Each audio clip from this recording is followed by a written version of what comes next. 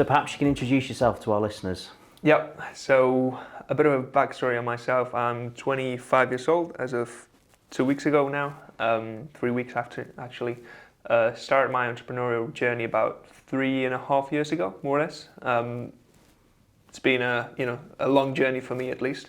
But over the last, I would say, 12 months, we've managed to buy 12 companies so far. We've managed to grow by a bit more than 100 million in annual turnover. It has been a really exciting journey for us so far. I'm half Spanish, half English, born and raised in San Sebastian, which is up in the north of Spain. Moved over to London in order to study engineering, and realized pretty much that the path towards what my ambitions were definitely not through going down the traditional route of working the 9 to 5, trying to make ends meet at the end of the day, because you were focusing on the job as opposed to focusing on building something a bit larger than yourself. And that pretty much led me to where we're at today. We've managed to achieve some pretty cool things, and yeah, it's been a crazy journey so far. If I were to compare myself to where I was 3 years ago and now, I would be telling myself, congratulations for what you've done and where you're going. So, yeah, I'm a young entrepreneur, buying and selling businesses on a daily basis, working with Paul day in, day out on trying to make things happen. And yeah, it's been a really interesting journey so far. What about yourself, Paul? What's your background in terms of over the last 10, 15, 20 years? I know you've been busy, you've kept busy, but what's your so I got into business. I guess my interest was peaked when I was about 13. So didn't really know what I wanted to be when I was, a kid. And my mum had a small business in the childcare space. So every evening she'd come home from work, she'd be talking about the challenges and things, and I guess that got me interested and started to think about business, and I wanted to maybe have a career in business but not really sure what that was. I'm not the sort of person that really enjoyed education. I left school, I got some reasonable qualifications, but I decided I wanted to get into the world of work and learn by experience. That for me has been my journey, really, is learning through experience. You do something, you become better at it each time you do it. So left school, got into the world of real estate, worked for somebody else, was very successful. And at this point in time, my mum was having challenges with her business, and I just literally a whim really, I said to her, why don't you let me take over the business? I'll buy it off you for £1. I'll sort out all the business stuff. You do the operational stuff. And not expecting her to say that she'd do that, she actually did. And so I bought my first business when I was 19, and it was in the childcare space. Didn't have kids, not very good with kids. Don't know really anything about kids. But my mum's great. She's a grandmother now, and she's great with kids, so running the nursery and all that sort of stuff she was brilliant at. But I guess the side that was challenging was more of the business side of things. So what we did was sort of make sure that the right processes were in place, the right people were in there, the structure was right. One of the big areas was cash flow. People wouldn't really pay their bills on time, so we sorted all of that stuff out. So that was my first taste of business. And I guess that's what sort of started me off. And I was working in the real estate industry aside. This was more like a side hustle for me. And I'd sort of made money for somebody else, and thought there's got to be a better way of doing this. So I left my well-paid job and company car and decided to set up a business. Spent 7 years doing that, sold it, and then for the last 13 years I've been involved in sort of mergers and acquisitions. Been a bit of a journey, but that's how it all started. What's really interesting about your journey is people, when you become like 18 or so, you turn 18, and people normally have this path towards university, right? That's kind of like the script that normally gets followed. Didn't you have some kind of internal pressure to go down the university route, or you were just so focused on like going into business that you didn't really care about what else was going on around you, and you were just like, okay, Yeah, I think back then, and it's the same now, is that pretty much 99% of the Western world are all in a sort of bit of a system. So you go through school, you get qualifications, some people go to university, some people get into the world of work. You're sort of sold this, if you go to university, you'll get a qualification, you've probably then got more chance of getting a better, well-paid job than if you don't have a degree education.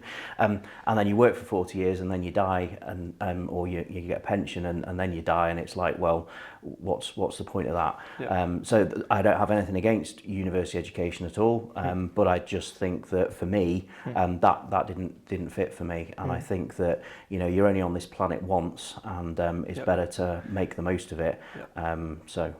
It showed definitely like a lot of emotional maturity and like critical thinking to actually think about that at like 18, right? Like people don't even think about that until they're 35, 40. They find themselves, paying the bills, being stuck in like this kind of rat race, and at that point feel like, okay, actually I should have gone down the other path as opposed to the traditional one. Question for you: when you were 18, did you think that you would be where you are now, 7 years later? I had an internal belief that was telling me, like, there was something inside of me that was telling me that I wanted to go into business. I definitely didn't know I was going to be at this point in my life doing what I'm doing, but there was something telling me inside that, like, every single time I would read, the subjects of what was going to be taught around, engineering, or I'm an engineer by background, I was just like, this is just doesn't light up a bulb inside of me. That it's just not that interesting. And I always found myself just reading about business articles. So because you don't get exposure to business in school, right? It's kind of like you don't really know that this path exists unless, you've been exposed to it and, at home or whatever, which I hadn't been exposed to that much based on, my parents' backgrounds. So it was really, once I got to London, I experienced a lot of new areas and I met a lot of new people that really my mind expanded, and I was like, holy shit, there's a lot out there that I haven't really experienced. And that's when I started my journey of looking and trying to find my own path in life, I would say. And how important are goals to you? Do you set yourself goals? 100%. There's a guy called Jim Rohn. I'm not sure whether the audience he's a pretty old, like personal development guy, and he talks a lot about goals. I think he was 25 when he, first set himself the first goals. I think it's crucial. If you don't have goals, you're going to become part of someone else's goals, right? So it's kind of like, would you rather set your own goals, know where you're going, and decide that you're going to go there, or just be part of someone else's goals? So there's nothing wrong with following someone else's goals, because you could have a really good plan inside someone else's goals. But, if you're looking to build up your own life, then you probably want to make sure that you've got your own personal goals, right? What are your thoughts on waiting to set goals to, the end of the year, first day of the year? What are your, how do you tend to set goals, Paul, on your end? Yeah, so I think goals are really important, but I actually think to take that one step further, it's actually about creating the habits to achieve those goals. So take a really simple example. Let's say, like most people do at the beginning of each year, they want to get fit and healthy, they want to go on a diet, they want to lose weight and stuff. So anybody can set a goal that I want to lose this amount of weight, I want to eat healthy, and all of that sort of stuff, and get fit. But what most people, the reason why I guess most diets fail is because most people don't create the habits to achieve that. So for example, making sure your refrigerator is full of fresh produce, making sure you've got time in the diary every week to go to the gym or work out or whatever you're going to do. So I think, we have at Opulentia, me personally, we have some very big goals. But I think when you look at those goals and what we're trying to work towards and what we're trying to achieve, it's the habits that we do every single week that actually gets us there. Is it building this particular group of companies this year? Do we want to hit a certain revenue target? Do we want to sell a business this year? Whatever those goals are, we've got to then create the habits to create the plan to achieve those things. And I guess some people have big goals, small goals. It doesn't really matter. But I think it's very important that everybody knows where they're focused, and it's not just personal, but I think it's also in each business that we're involved in. You've got to have a strategy. Where are we aiming? Why are we wanting to get there? What's the end goal? So I think all of those things are quite important. So thanks for tuning into the Buy, Build, Sell podcast. Please visit buybuildsell.net in order to access our free community on buying and selling and building businesses, so that you can access like-minded entrepreneurs, get access to free resources, and be able to access content that is not available online that will help you on the deal-making journey. We promise not to spam you, and we will be sending you the next episode on your email for free at your disclosure. Thanks a lot. Really cool book called Atomic Habits by James Clear. Essentially, like winners and losers have the same goals, right? Like everyone wants to win the NBA year end, but it's only the ones that focus on like the daily tasks that lead you to that goal that are going to actually achieve that goal, right? So it's about like looking at your day-to-day schedule and seeing what activities you're doing on the day-to-day that are going to lead towards the aim goal that you're looking to achieve, right?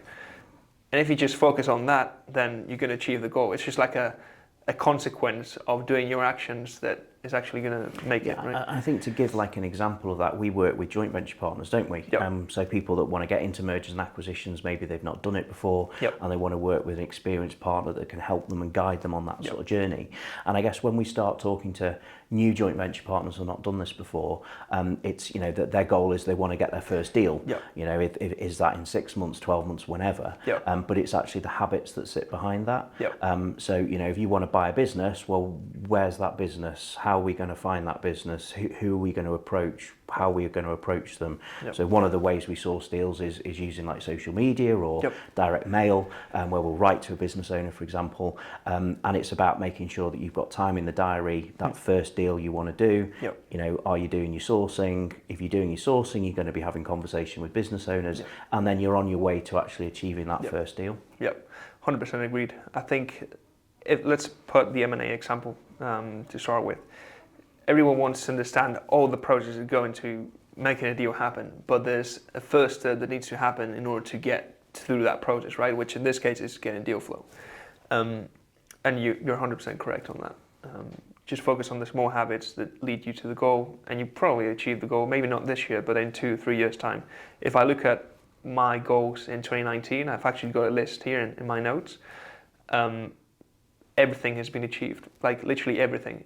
And it's been because, and some of the goals here were like unimaginably, you know, like I couldn't even dream about them 3 years ago. But it's just by focusing on the day to day and not, you know, not hurrying too much, having a bit of patience, doing things at the right time that lead to you know, really cool outcomes at the end of the day.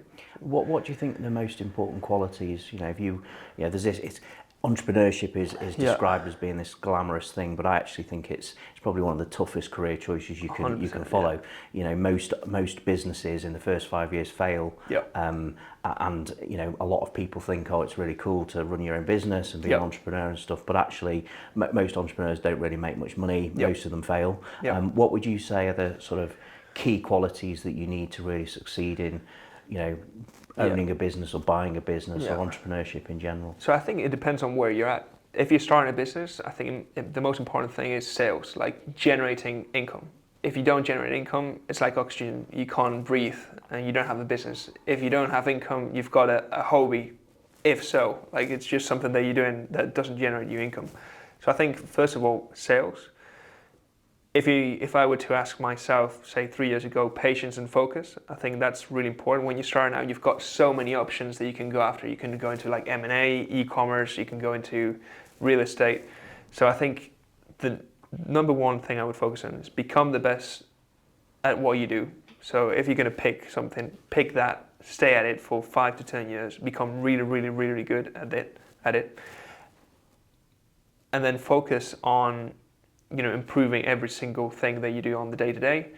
Have patience, get rejected, go through the pain of being rejected, because that's what leads to, you know, being accepted, and surround yourself with, you know, like-minded people that will help you achieve and get to that goal.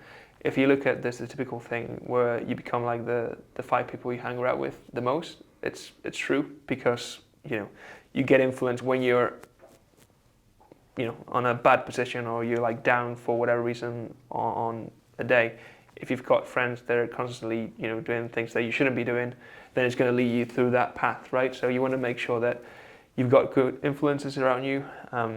You've got people that are going towards the same direction that you go in, and, you know, just enjoy the journey as well. I think one thing that I didn't do at the beginning is enjoy the journey, and it's really fun once you start enjoying the journey. But, you know, it's something that you need to go through. And so, what about yourself, Paul? What do you think is, say, let's put the example, a 20-year-old Paul or 20-year-old, millennial right now that is starting a business, what would be your 3 pieces of advice for someone that hasn't generated a single dollar just yet? Like, what would actually be it?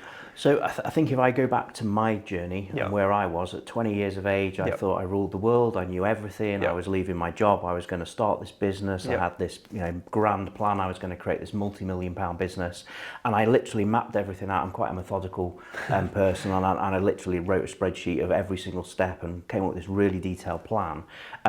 But in reality, it was what I thought I needed to do rather than actually what I needed to do.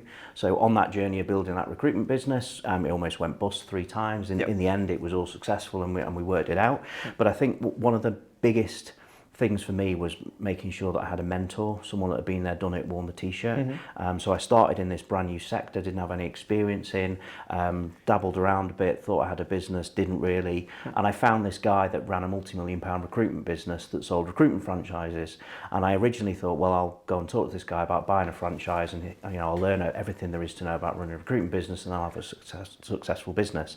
In the end, I didn't actually buy the franchise, but I paid him as a consultant to come on board and basically coach me to show me all the different things that I needed to do to develop a business model that was sustainable and scalable.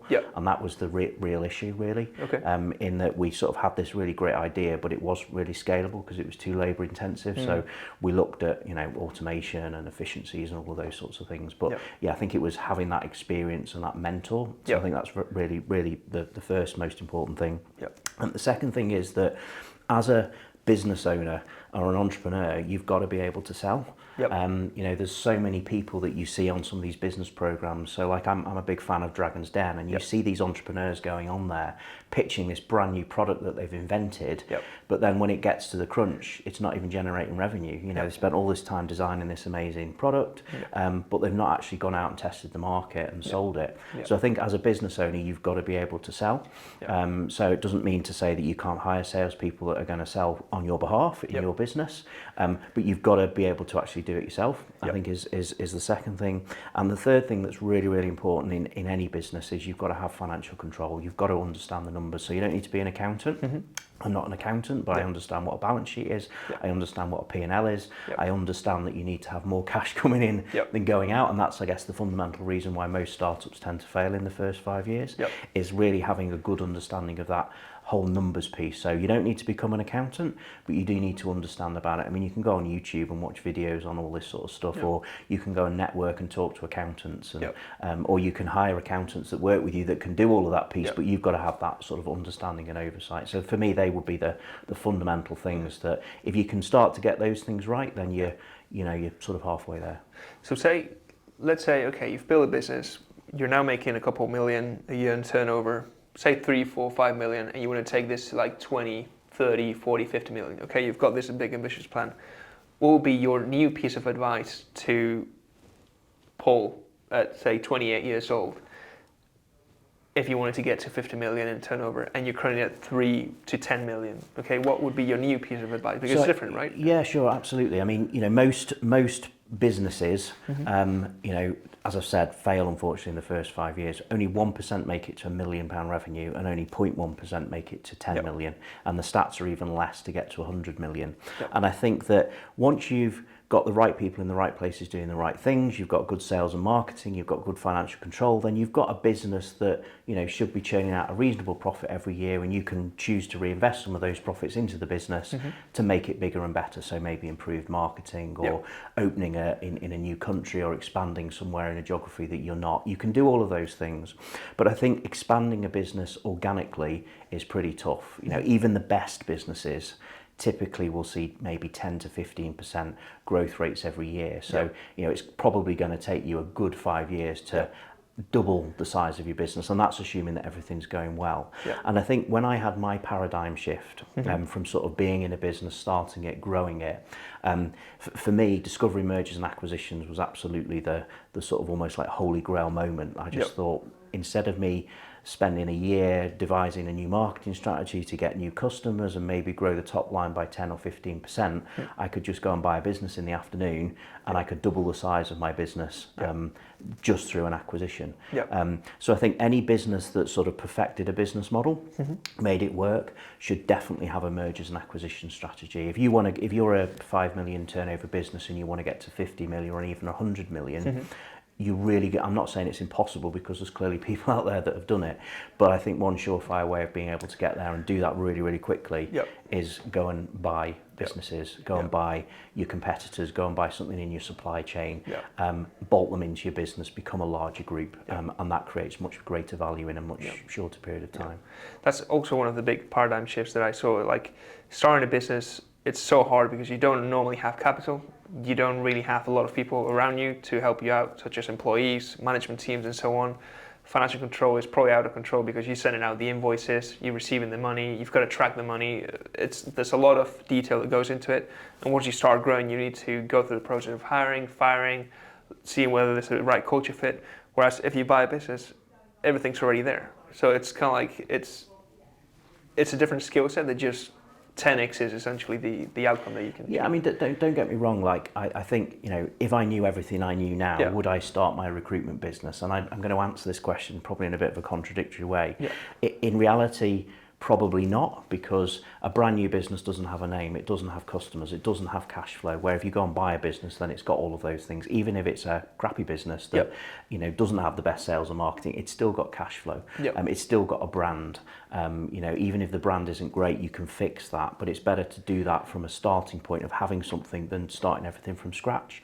But I guess having started a business and gone through that whole journey of almost going bust 3 times, to finally making it, I guess all of that taught me so much about business in general, that I guess if I hadn't started a business, I probably wouldn't have experienced the same. And plus you can, for the new audience that comes in, we focus on buying new businesses and improving them and then building groups. You've gone through the process 97 times, I believe. Almost 100. Almost 100. I've gone through it more than 10 times now.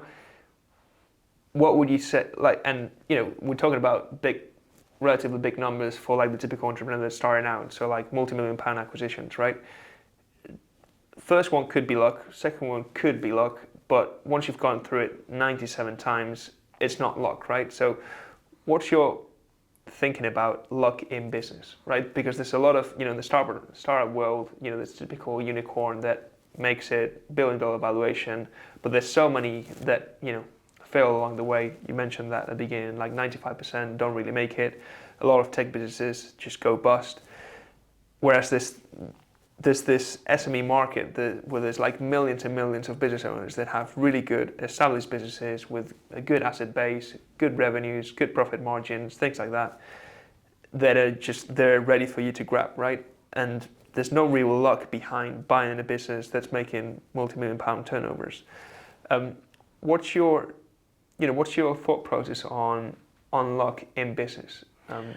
So I think from a buying, investing, building 97 companies. I don't want to sound arrogant, but it's not luck. It's a process. You've got to generate deal flow, so that's really marketing to find your opportunities. It's then making the deal happen, funding, due diligence, getting the deal over the line, the negotiations, all that sort of stuff. That bit actually is just a process, and it's a fairly straightforward process. The real work starts when you buy the business, because then it's about integrating it and building it and scaling it and coming up with an acquisition strategy to build that group. But again, it's just a process. And if you've got the right people in the right places doing the right things, good sales and marketing, good financial control, then you've probably got a business that can be grown. I think the luck bit comes in. So I'm not saying that I haven't experienced luck, but the luck comes in. Maybe you get into an elevator and you meet somebody and you strike a conversation with them, and that conversation can go somewhere. So to give you an example, a couple of years ago, I was flying to Dubai. I was sat in the airport lounge and I got chatting to this guy. I'm just passing the time of day, and he told me that he owned a business in the glazing space and he was looking to sell it. And one conversation pursued from there, and we ended up buying the business. Was it luck that I was just in the same airport lounge as him at that particular point in time? I don't know. But I guess luck comes along in different ways. But I think in terms of, if you want to buy a business, build a multi-billion pound group, whatever, yes, maybe luck might have some sort of play in that because of opportunity and timescale.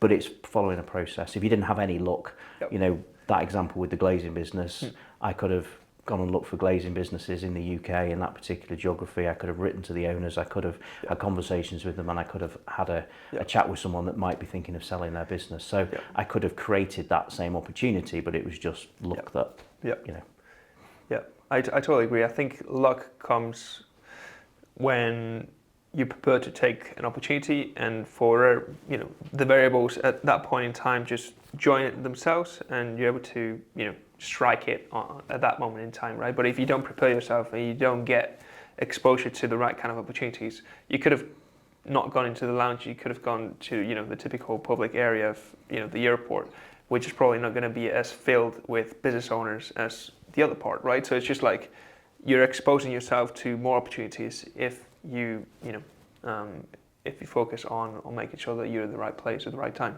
So I agree. Sure.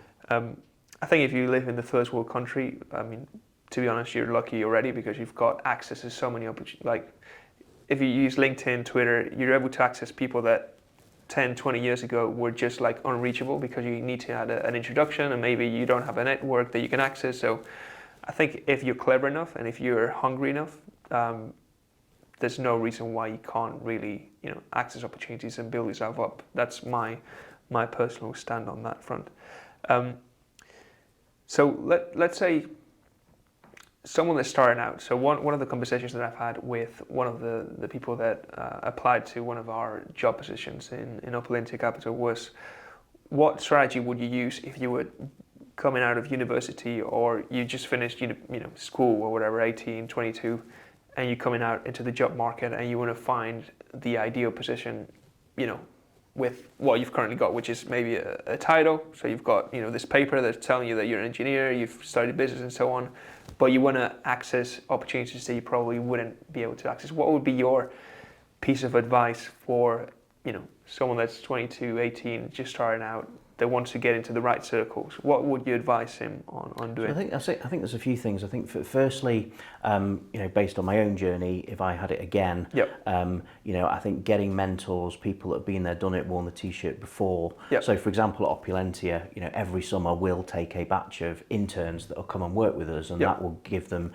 an insight and an experience into M&A, and some of them might end up working for us, in an employed position. Some of them will take that experience and go off and do other things, or maybe they'll go on their own M&A journey. So I guess finding those opportunities that you can put yourself in, so that whatever it is you want to do with your life is go and put yourself in that network of people, even if it's volunteering, doing work experience. There's plenty of people out there that have been successful that want to give something back. So find those sorts of opportunities, I think is probably the first thing. And go on that journey. We do it with joint venture partners, don't we? People will come and want to do a deal, won't necessarily know where to start with it all, and we'll guide them through the process, and maybe we'll do one deal, maybe we'll do 10 deals with them, maybe they'll then go off and do their own thing, and that's absolutely fine. But working with experienced people, I think is really quite important. So one of the things that I would do if I was starting out right now, I would actually literally do the same thing as I've done. So focus on getting closer to the sun. Sun could be, health-wise. There's someone that's got, the health situation that you want to be in at 40 years old. Wealth, like business-wise, travel-wise, that kind of thing. Focus on building a network around that. Add value to it.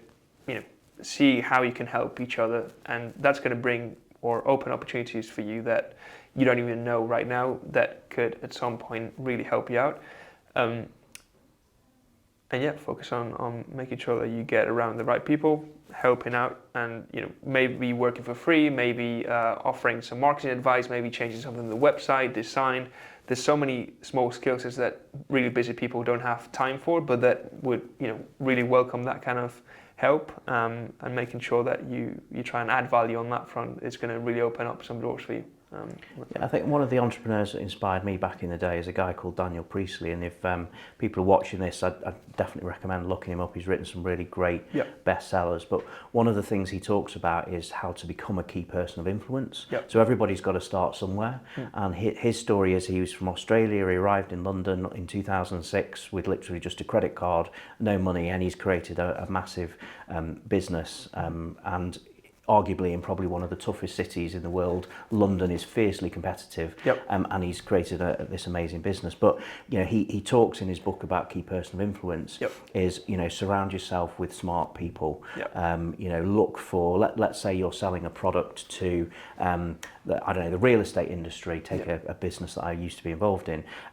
Go and find out who the key influencers are in the real estate industry, network with them, look for opportunities to create joint ventures, piggyback off their credibility, and then you can offer something back in return, and it almost becomes like a snowball effect. And I think it's a really powerful thing. So, if you're listening to this podcast today thinking, I want to do a deal, I want to get into mergers and acquisitions, but you've got no experience in it, then my advice would really be around surround yourself with people that are already in that space. Become that key person of influence yourself, become that expert. So, plus have patience as well. Like nothing's going to come in one day or even 1 year. Like maybe you've got to focus on one industry for 3+ years. That's what happened to me, for example. So like when I started out, I had the skill set of generating deal flow, but I didn't have 3, 4, 5 other skill sets that are really important in order to get a deal done. So maybe focus on joint ventures where you can get that skill set from someone else, but also focus on there's a lot of variables that come towards making a success in business or getting a deal done in this case or in our case, and it's a numbers game at the end of the day.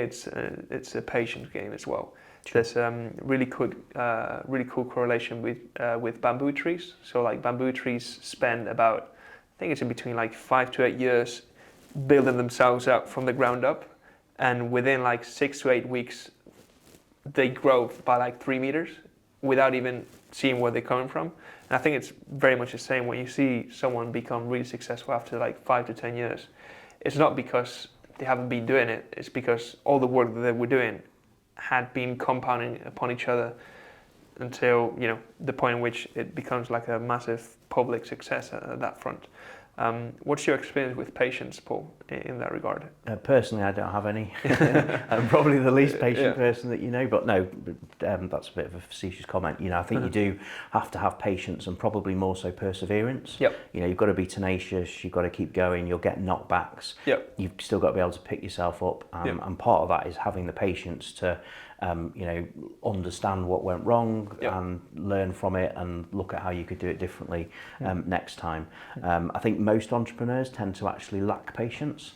You've probably heard it, it's a bit of a cliche that most entrepreneurs think they can conquer the world and build this massive business, and they haven't got any patience waiting for people to catch up with them, and that's why I guess most entrepreneurs actually probably don't tend to make the best leaders in terms of running a business. At Opulentia Capital we have this amazing executive team that goes into businesses that we buy, and they're brilliant at setting the strategy, building those businesses and growing them. I actually don't think I would be that good at doing it, because I am just that impatient entrepreneur that's looking for the next opportunity and wondering why we haven't already taken advantage of that last one. But certainly when you're buying businesses, you do need to have that patience to, it's for most business owners that are selling, it's probably a once in a lifetime thing. They've built a business, they've spent 30 years building it, and they're not going to just sell it lightly. It's not so much about the financial components, but it could also be about who's going to buy it, what are they going to do with it, are they going to change the name, are they going to fire the staff.